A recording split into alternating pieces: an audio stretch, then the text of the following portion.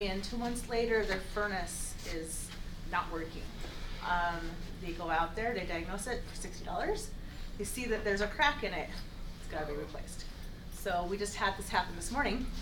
We went out there, we're replacing it, but the coil that's on top of the furnace is still good. So, but they have to work around it. So now there's an extra cost. The home warranty won't cover it because we're not actually replacing the coil, we're replacing the furnace. So just remember, there's going to be some out of pocket. Usually there's not much, but I mean, the homeowner's getting a brand new furnace, $3,000. So just a couple of things. Then a couple months later, a water heater will go out. It'll come out, diagnose it, water heater needs to be replaced. So there's another $1,000 that we'll cover. So just kind of keep in mind that a home warranty, we help with offsetting the cost of repairs and replacements. So just a few scenarios that I've come across. And if you ever have any questions, I'm always available. I have a question. So, for renewing the home warranty after the first year, does the price increase? We are actually running a special where it's not increasing right now. Oh, but that is But normal? it usually, yes. So the Okay. prices that we give to you are the realtor pricing. So the first year, they actually get a $100 discount. The next year that goes up. I'm considering switching my warranty. Well, because my warranty's going up. Okay, well, and therefore you get the realtor pricing because you're Okay. in the industry. So you actually get the realtor I was surprised pricing. to see my notice from the one All I home had. warranties, yeah. Yeah. So basically, most all home warranties That is normal that's though? the case, yeah. Okay. Yeah, I it'll didn't know go that. up. But when you come over to us and, you're a realtor, we actually give you the realtor pricing. Yeah. We give you that discount. Is the deductible still 50? $60. 60. Mm-hmm. So that's the service fee cost. Yes, John? Does it cost more for like fourplexes? What's that? Fourplexes? Yeah. Yeah, so we have pricing for duplexes, fourplexes, I'm missing one. Try, thank you. So it's $595 duplexes, $695, I believe, for fourplex, and the tri is $995, I believe. So. It's on our pricing. Cool. Yep. Any other questions? Okay. All right. Okay, thank you. You're welcome. All right, so give me some wins. What good is happening in your business? Who's winning? I just got a new buyer that signed with me yesterday. So Awesome. That was good. We're meeting with the lender on Friday, so she listened because first she wanted to go look at houses, and I said let's just go through the process and let's meet with the lender so you know what you're looking at. She's like, I would love that. Let's do it Friday. So I'm like, yay. So that was Okay. a good win. Good, awesome. Congrats, that's cool. Good, who else? I turned down a listing yesterday. Okay, and why is that? That's good, that can be a win. Why is it a win? So I didn't waste my time. Okay, because it was going to be overpriced? I pre-qualified it. It was overpriced, yeah. Gotcha. Okay, cool, good. Who else? Price reduction, Price reduction, good. Congrats, that's good. the second one. Oh, wow, And we may look at one more. really? Because they lost out on the home they wanted, Oh, okay. right, so. Well, good. Motivation. Good job on getting the price reduction, so, good. Evan? Sold and put a home under contract yesterday. Nice. So, you're listing or buyer? It's a buyer that's went under contract and the home, yeah, they're both buyers. Oh, so you got one of each? Yeah. I see, okay, sorry, I didn't know what you said. One sold and one went on under contract. Okay, cool, good job. Good, anyone else? Job? I closed 2 the week before, put one under contract last week, but I got some more stuff working right now. So. Nice, good job. Good. I'm glad to hear that. A lot of times agents want to take off during the holidays, and it can be actually a very good time if you'll keep working. So, what challenges are you facing right now?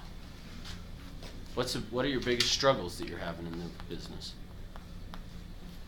Staying consistent with making phone calls and talking to more people, just not doing it. Okay, just the consistency. Okay, Not doing it. okay.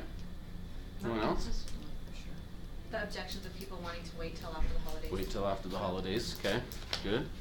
Or not good, but understand. Yeah. Okay. Anyone else? All right, well, here's what I want to talk about today. I want to get into and hit on, I want to talk a little bit about, so I figured what I would do is I would hit on the listing presentation for a minute, but specifically I want to focus on one certain section of the listing presentation.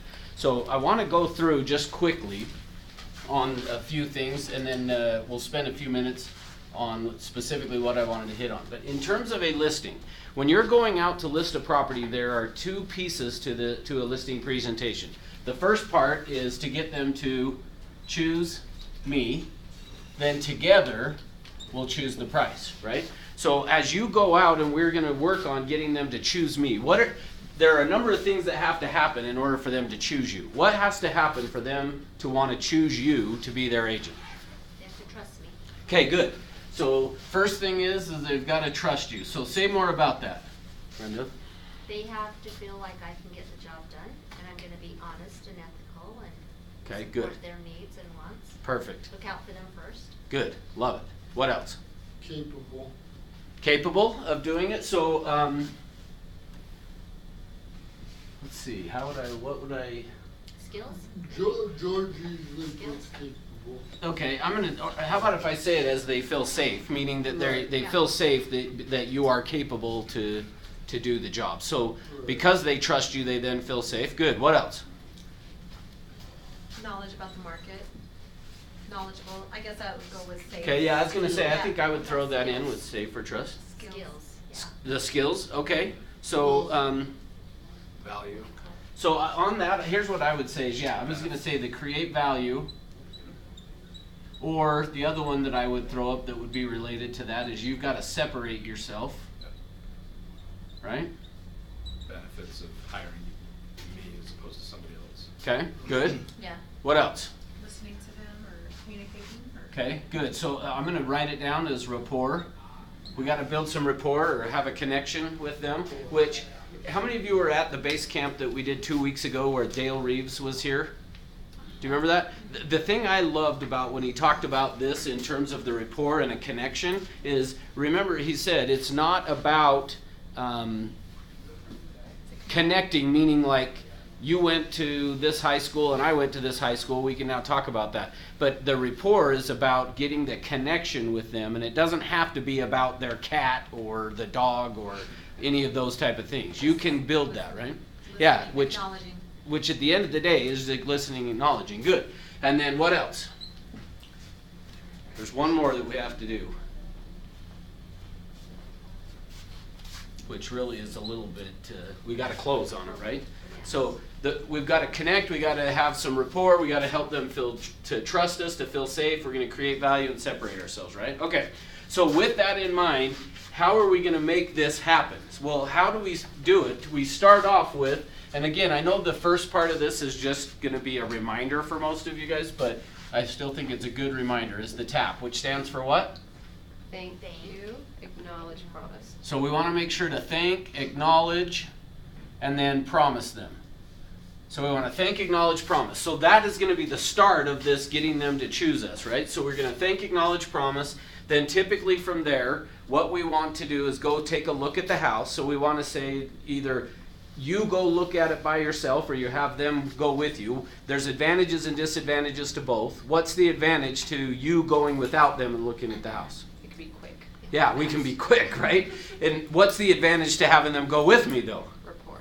That's right. Is the advantage of having them go with me is I could build rapport. So for me personally, the way I decide on that is depending on what my day looks like and do I need to be quick on the appointment, in which case I probably going to say, no, I want to look at it through the eyes of a buyer, discover it the way that a buyer would. If I'm not in that type of a scenario and I want to have, or I feel like I need to have that rapport, then I'm going to say, hey, why don't you take me through so that I can ask them a few more questions, okay? So after we've done that, the next thing we want to do is give them the game plan, which is, what's the game plan? Process. Yeah, we want to tell them where we're going. Here's what we're going to do. So typically what you want to do at a presentation, really any presentation, how many of you signed up for Toastmasters? Yeah. So as part of Toastmasters, part of what you want to do is when you're giving a talk to somebody or teaching a class, you want to tell them, okay, here's what we're going to do today. Then you want to do it, and then at the end you want to say, well, now here's what we did, basically. So So we want to give them the game plan. What is our game plan going to be? Well, first what we want to tell them is the first thing we're going to talk about, which is what I want to spend some time on today, is their needs, wants, and ultimately their expectations. And then I want to share with them what my expectations of them would be as well. Once we've done that, then we're going to talk about and separate myself. So I'm going to talk about what makes me different. So you want to separate yourself from the competition.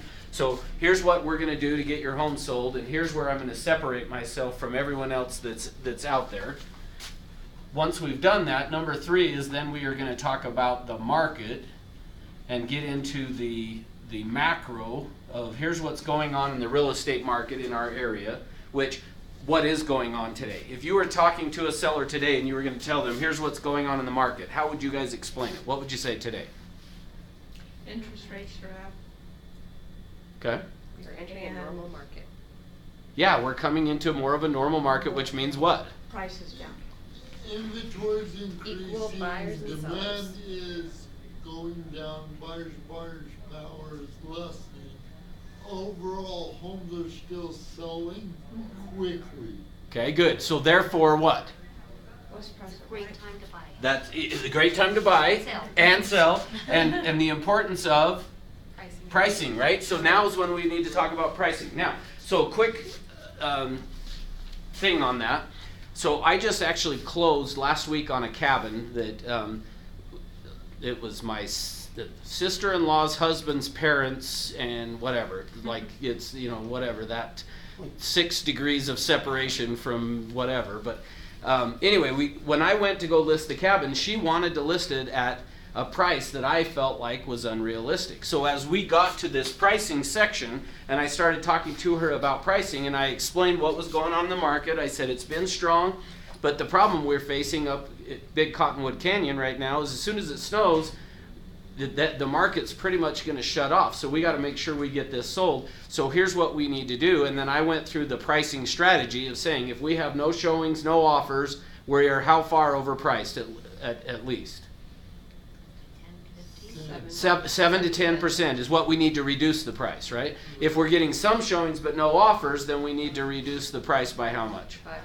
5 to 7, right? So that's exactly what I told her. Is here's what we need to do. Now, I had the thought though, because in this scenario, this was a brother and a sister selling this family cabin that they've owned for 60 years. And what I told them is said, look, this is so crucial, this pricing piece, that I'm going to put it into the contract, and I put in on an addendum to the listing agreement that after 3 weeks, if we've had no showings and no offers, the price will be reduced 7%.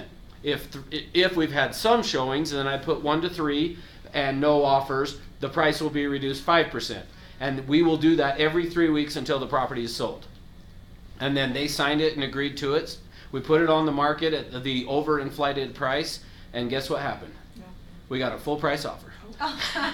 Which is funny, but then it actually fell through, and after it fell through, I just was able to go do the price reduction. We then got another offer. So part of what I guess I'm saying is when you get to this section, which is not necessarily what I want to talk about today, but when you get to this pricing, because of where we are in the market, don't be afraid to explain on the listing presentation, this is what's going to happen, and this is what we're going to agree to, and put it on an addendum right into that listing agreement that this is what we're going to do in terms of reducing the price. Does that make sense? Okay. Once we've done that, then we want to talk to them about the CMA, and then number 4 is we want to close. Okay. So in terms of the closing, once we get to this section, if you will make sure to say to them, okay, here's what we're going to do. First, we're going to talk about your needs, wants, and expectations. I'll share with you what I would expect of you. Then we're going to talk about what do I do to get a home sold? What makes me different than everyone else out there?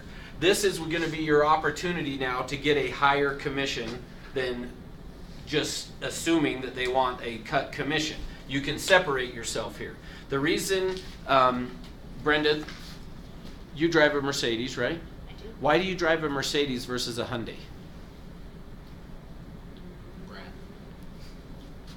Okay. I'm not a good one to ask that. I own a Mercedes because my son works in a Mercedes dealership. I love Oh, my that's driving. right. I knew that actually. I forgot. 300, and I probably would still be driving. That's that right. if I did. lived I there. remember you said But that before. It is important, and my coach always said you need to upgrade.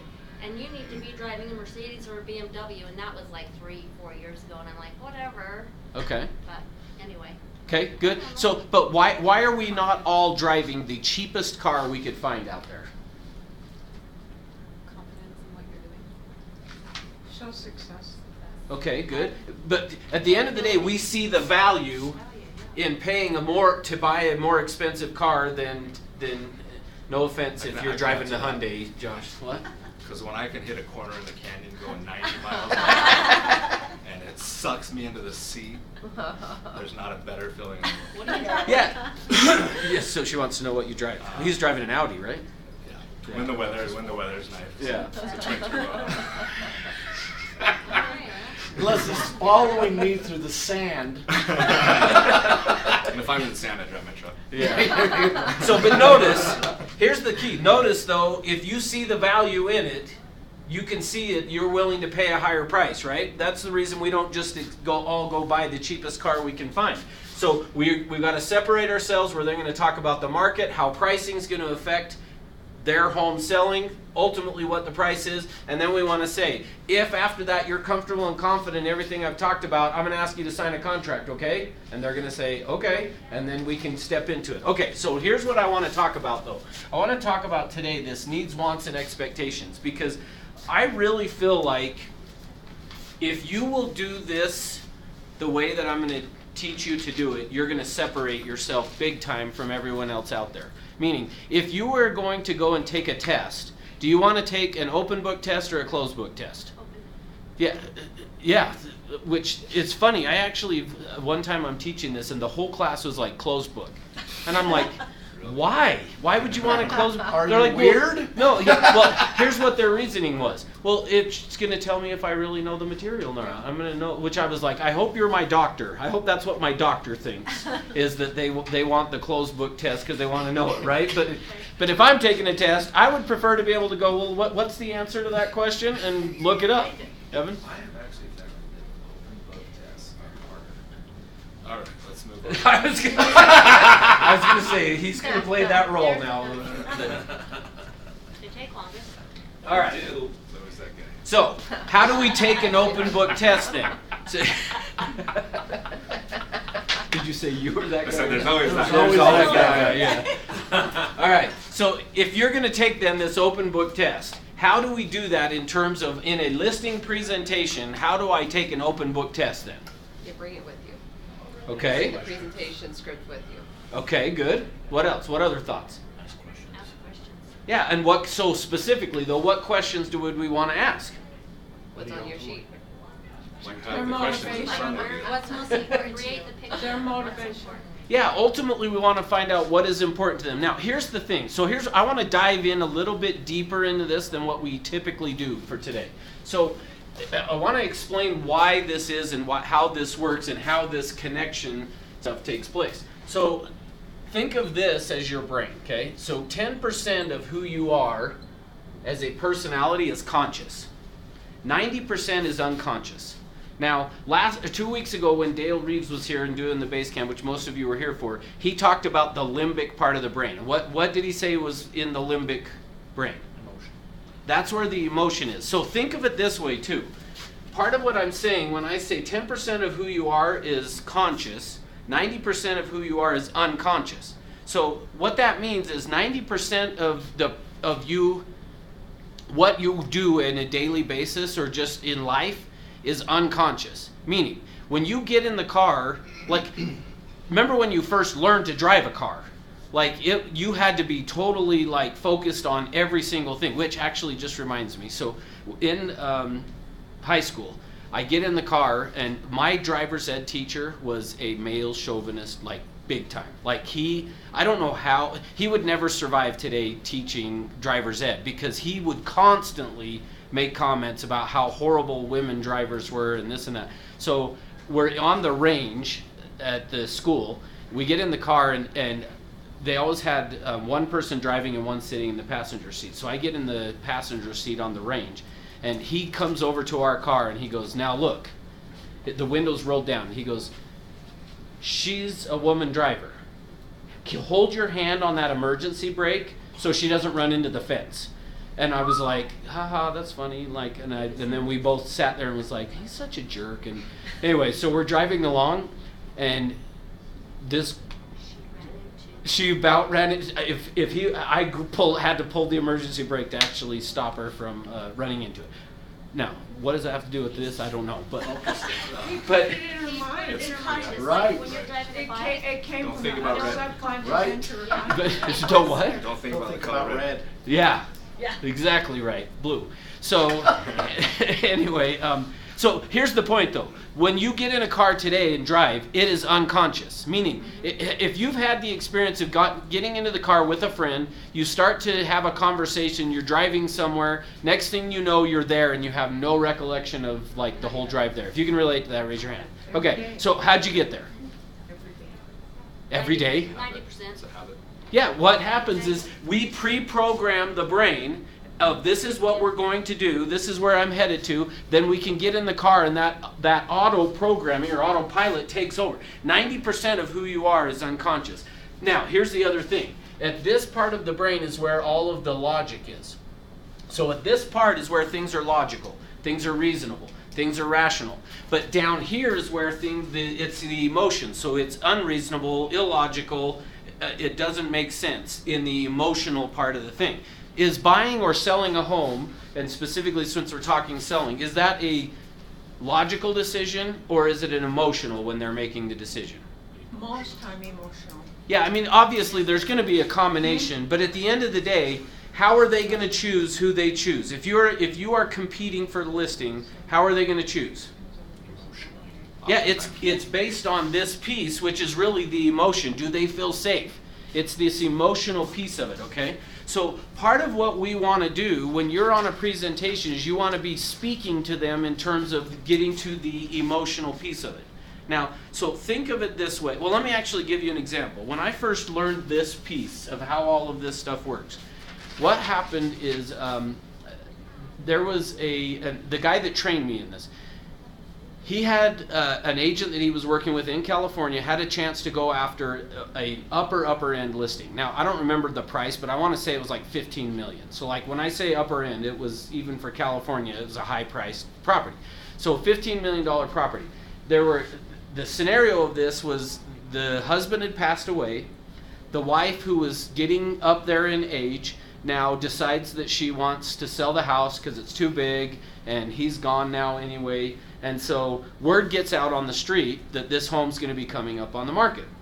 So tons of different agents want to get this listing, obviously. And so she decides she's going to interview a number of agents to pick who she's going to list the home with. So all of these agents have gone out there, but this one particular agent went out that understood this piece of that you've got to get to the emotional side of things, meaning this is where you got to get the answers to the test. So let me show you what happened. So all these agents go out there, and at the listing appointment, these other agents are telling this lady, here's what we're going to do. We're going to put it on our office tour. We're going to put it on the board tour. We're going to get as many people coming through this property as we can get coming through. So finally, this agent shows up, gets to this piece where they're asking the questions. So, and one of the questions that I think is a very, very good question to ask when you are there with the seller is, tell me about your greatest concern. Or another way of saying it is, what's your biggest fear about selling your home?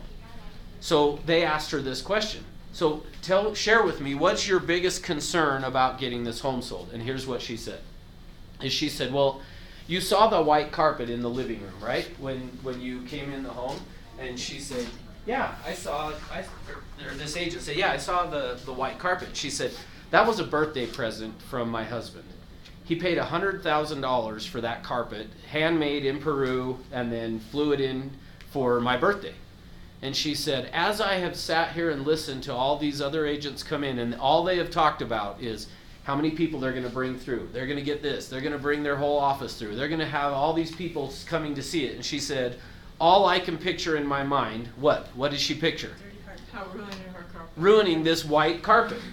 So she said, my concern with this is everybody's telling me all of these things they're going to do to get my home sold, but all I see happening is my white carpet that was a birthday present for my husband, who's now passed away, being destroyed.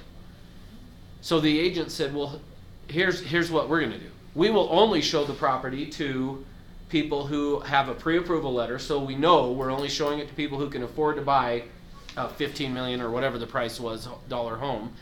And the other thing we're going to do is we're going to go down to the medical supply store and we're going to buy a box of booties and we'll put them by the door so that anybody that comes through will put on these booties as they walk through the house. Now, who do you think got the listing? He did. Yeah, and the reason behind getting that listing was what? The emotional side. They figured out what was the fear, and then how do we take care of absolving that or fixing that fear. Now, so what we want to do during this needs, wants, and expectations section is we need to be asking questions. The questions that you want to be asking need to be things that are what I call a directive. A directive, let's see if I can spell and talk at the same. Yeah. A directive is instructing. So if you will think about your brain that it works like a computer. So all of our brains will work like a computer.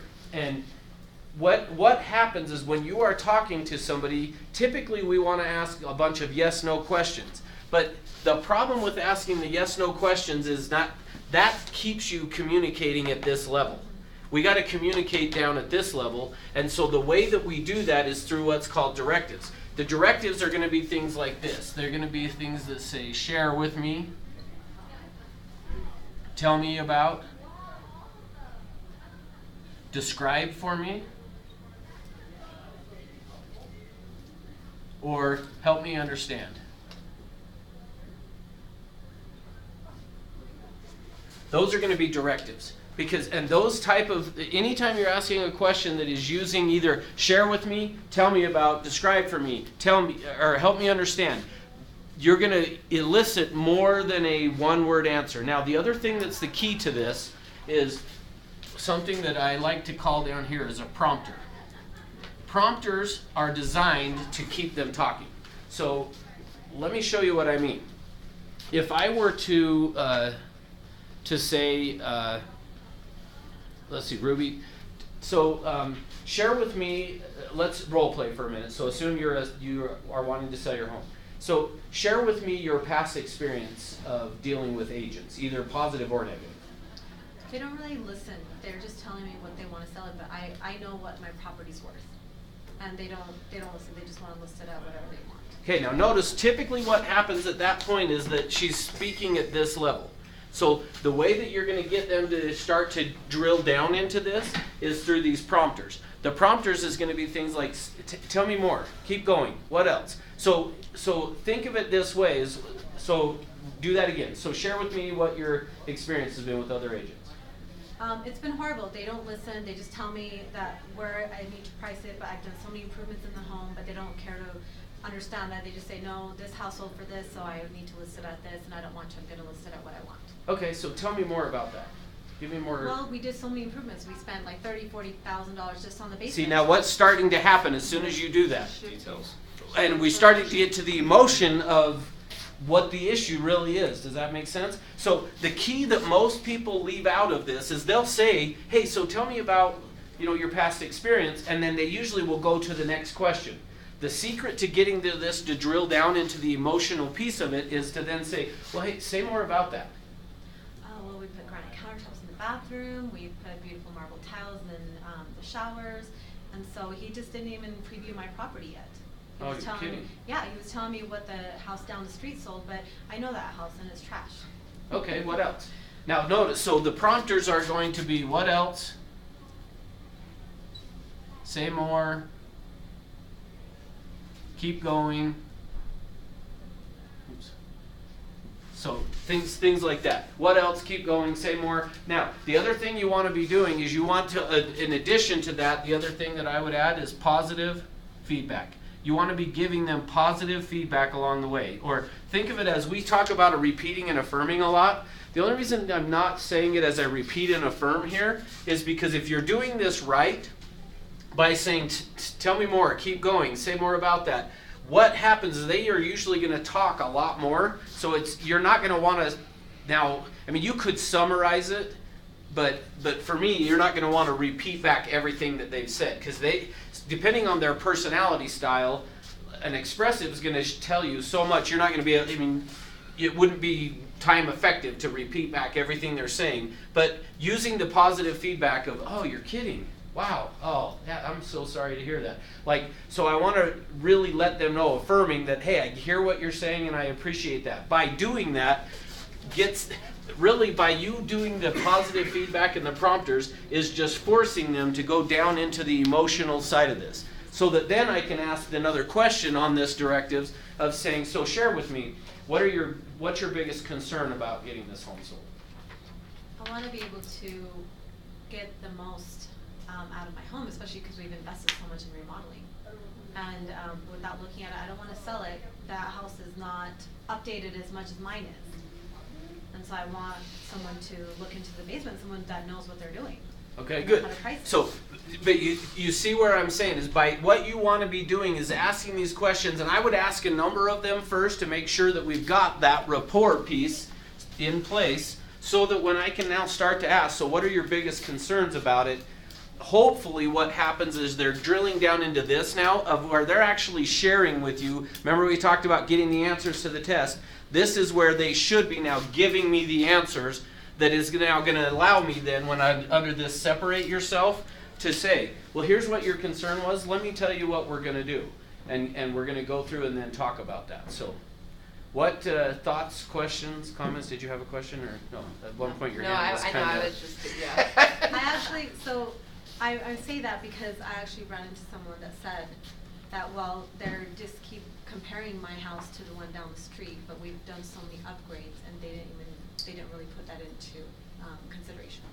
So I've gotten that before, and so you have to actually do the walkthrough at that point, saying, well, that's great, let me show you, or let me see what it is, and I'm excited to see all the improvements that you put into the home. So then you're acknowledging them and you're putting value into what they've already done, and saying, well, this is what we would compare with. Then they'd be more open to listening to your research. Yep. Or else they won't. Love it. Yep. That's exactly right. Is essentially what we want to be doing is they're going to give us all the ammunition we need right here, and maybe that's a poor way of saying it, but to then use against them down here. To what? To the point. Yeah, but we're going to be able to use that down here to then show them so that I can separate myself so that I can then justify asking for the commission that I'm going to be asking for in terms of that. So just keep in mind that during this needs, wants, and expectations section is where I need to be asking the questions. Now, we've got in our, if you're unsure of some of the ones to do, in the script book on page, which I think this is, I need to update this obviously, because on page 79 it has is 22 questions for the listing presentation, but there's only 21. So I think I'll change the name to 21 questions since we're Century 21 anyway, right? I don't know what happened on that, but 22 questions, but there's only 21. So anyway, but if you look through these, you'll notice that most of them, and I'm going to go through and update the rest of them to make sure that they fit under this directives piece. Share with me, tell me, share with me, help me understand. You'll notice they're all designed that way of to get the people talking. What we have a tendency to do as agents is rather than really listening to the people, what we want to do is hurry and give me the answer so that we can go and have real estate, right? We want to skip the foreplay and go have real estate with our clients. Oh my. Sorry, we're not recording this, are we? Is this being recorded? Oh yeah, it is. It is. So, anyway. With that, oh sorry. my gosh, Russ. All right. That was good. So It was good. Yeah, that was good. I liked it. That's good for you. All right. So, questions on this? Yeah, well, I'm done. Okay. So here's my challenge for you then. What I want to challenge you guys to do is don't be in such a rush to get through the needs, wants, and expectations, and really ask questions to discover. Because here's what I found. I shared the story about the lady in California, but here's what I found is almost always when you take them and you get them to go down into this part and start sharing the emotional pieces of it, it usually, so here's what's funny, is what I found is a lot of times agents are like, I need a good listing package and I need a good whatever, like to take out there. Or let me rephrase that. I had, so at one point, you guys, most of you know, if not all, but I ran the training for Coldwell Banker. Well, going back in time, for those that were around, how many were here before? You were an agent before when it was Mansell, Wardley, and... Coldwell and Prudential. You were? I didn't know that. Were you? Okay. So you'll remember. So remember when the Coldwell Banker came and bought, NRT came and bought Coldwell Banker, Mansell, and Wardley, and brought us all together. Well, part of the payout for each of the owners of that company was based on the number of agents that stayed. And so what happened is, for a while, there were 3 trainers basically that were running all the training for Coldwell. And it was almost like this competition of who was going to be the one to survive. Now, I wasn't involved at that point, but not long after that, there was there was 3, then it got down to 2, and then pretty soon it was just down to the 1. And right after it basically got to the 1 is when I then took over. So really they got rid of all 3, and then I took over doing it. But the one that had been the trainer, I probably shouldn't tell you what company, but he came one day and was like, okay, I understand when you're talking about this stuff and drilling down on this, but when are you going to get into all the great stuff that Coldwell Banker does to help people sell their home? And I was like, well, I probably am not going to get into what Coldwell Banker does. And I would say kind of the same thing with you, is it doesn't end up being, if you'll do this right and you get to the emotion, very few people are really worried about how many websites are you going to be on. Like, they're usually, what I have found is the emotional side of it is what they're concerned with is, my husband's leaving and going to be gone and I'm stuck here till the house sells. That's what they're worried about. And if you can help take care of that and let them know you understand that, that's when I say you'll get all the answers to the test, you're going to create all of this stuff to where they go, all right, this person understands and gets me. And to some extent, even just what I loved what Dale had to say 2 weeks ago on this of the emotion, because remember he said that people were coming up to him afterwards and saying, I've shared stuff with you that I've never shared with anybody. I mean, do you think if he was the listing agent, they're going to choose somebody else? No. So that's what we're trying to do, is we've got to drill down into this emotion, figure out what their concerns, what their fears are. And when you do that, and you're able to then say, here's how I'm going to resolve those, you win. And that's when you can start to say, hey, the commission I charge is a little bit higher as well. So anyway. Thoughts, questions, anything else? Okay. Let's go have real estate. Well, thanks for being here. Thanks to Josh for clapping for me. The rest of you guys, Thank you, Russ. all right, you're welcome. You know, I was you gonna have be to do this disappointed if process. you didn't